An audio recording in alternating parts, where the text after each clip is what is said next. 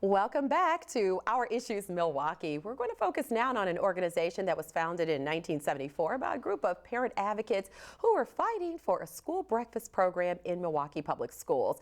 In the early 1980s, they formed Milwaukee's first food bank, Hunger Task Force. And my next guest is the executive director of the Hunger Task Force, Miss Sherri Tussler. Hi, Sherri. Hey, how are you? I'm doing well. Always a pleasure to see you. And it has been established that Hunger Task Force fights hunger on all fronts. And right now, you've teamed up with the Milwaukee Bucks and Cousin Subs for a second year in a row to help block out hunger. Tell us about that. That's right. It's Cousin's 45th anniversary, and they're celebrating by giving funding to Hunger Task Force for every single block shot this season. Oh, wow. But they're also celebrating statewide by running a food drive in every single Cousin's store. And so Awesome. They're encouraging people to bring 3 non-perishable food items that are healthy to benefit a local pantry somewhere in the state of Wisconsin. Here in Milwaukee, it's Hunger Task Force. Good stuff. So every time the Bucks block a shot, it's my understanding that Cousin Subs is going to donate $45? Exactly, and it's going to be somewhere up to $20,000. I love it. Go Bucks. Go Bucks, right. And something very important, you recently unveiled a new USDA teaching model called My Plate, and that's to help improve the health of children and families that rely on food from places like Hunger Task Force. And for so many years, people would go to the stores and maybe pull some macaroni and cheese or some ramen noodles to donate, but you're trying to take a healthier route. Fill us in on that. Sure. Hunger Task Force is your free and local food bank, which means that we are supplying food to food pantries, soup kitchens, and homeless shelters here in Milwaukee. And we're concerned about things like childhood obesity, obesity in adults, hypertension, diabetes, and the foods that we eat contribute to health problems. Right. And so we've adopted the My Plate strategy of the USDA, which basically says that half of your plate should be fruit and vegetables. Unfortunately, people don't typically donate fruit and vegetables during food drives, but more of the highly processed foods like ramen noodles or macaroni and cheese, soups.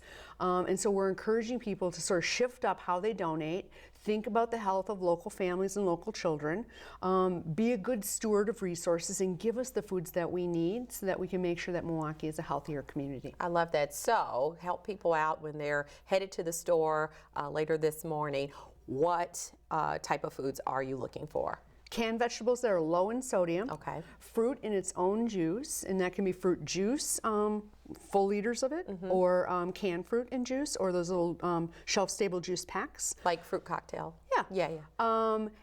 Meats should always be lean, and we don't get enough things like canned tuna donated. Okay. So think about the canned tuna, the chicken in the pouch, and whole grains. Okay. People aren't used to their whole grains, but you're going to see more and more of them coming through in the pasta section of the grocery store, and any kind of dairy. Kids should have milk at every single meal. Calcium is important, and there is shelf-stable milk. Okay.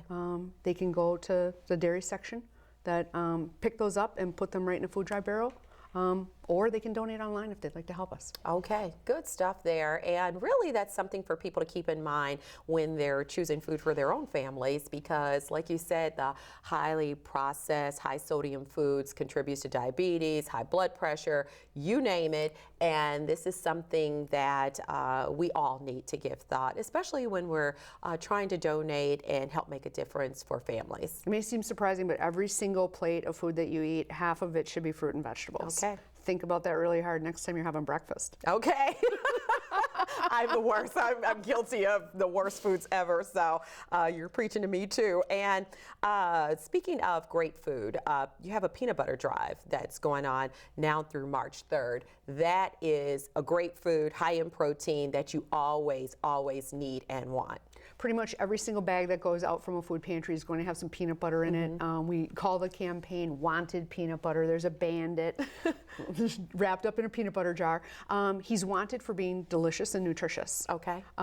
Peanut butter is a high protein food. It's good for people, and they eat it pretty much breakfast, lunch, or supper, so it's very versatile. Okay, and I've said that today's show is basically about subjects that have made the headlines that are of concern to people who live right here in our community, and one of those has been the concern of lead laterals that lead to some homes and schools in the city and surrounding areas. So Hunger Task Force, you've jumped on this issue of lead exposure and tied it in with nutrition. So if you would tell us more about that. Sure. The USDA reached out to the Hunger Task Force. They learned a lot of lessons in Flint, Michigan, where the water was literally toxic. Yeah. And what they learned was that a diet that is healthy, high in iron, calcium, and vitamin C can help mitigate lead absorption. Okay. And so in Flint, Michigan, they reached out with the federal nutrition programs like school breakfast, the food stamp program, the WIC program, and they tried to make sure that kids were getting access to routine and healthy meals so that they would not absorb lead. Oh, wow. And so here in Milwaukee, we've got 70,000 homes that have lead pipes, lead laterals, possibly fixtures with lead in them inside of your home. There's also the issue of paint and lead in your environment. Right. And so we're calling on people to be aware of the lead issue and to also think about how healthy eating can help mitigate the absorption of lead, so that your children are safe and so that you yourself are safe. That is good stuff. And of course, they can go to your website to get more information. That address is hungertaskforce.org, and we do have a lead page there, so they should check that piece out. And I think you'll be hearing more about it in the news upcoming. Okay, and I also wanted to mention the Milwaukee Health Department has some outstanding programs set up to actually have your children tested for lead and things of that nature. So all of these great organizations like yours working together can definitely make a difference. The health department, the WIC clinics, as well as your own family physician can help you out with a lead blood level test so that you can know for yourself if yourself and your children are safe. Okay, and moving on, another thing that we've discussed on this show is the neighborhoods that are considered food deserts, meaning that there may not be a major grocery store in certain neighborhoods right here in our city, which means that people wouldn't have access to fresh fruits and vegetables.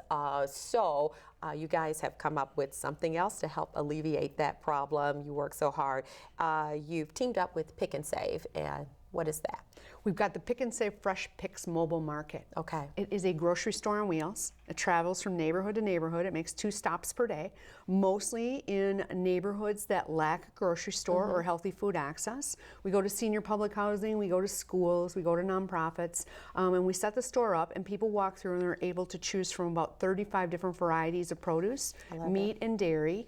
And best of all, they get 25% off at the checkout. Can't ask for more than that.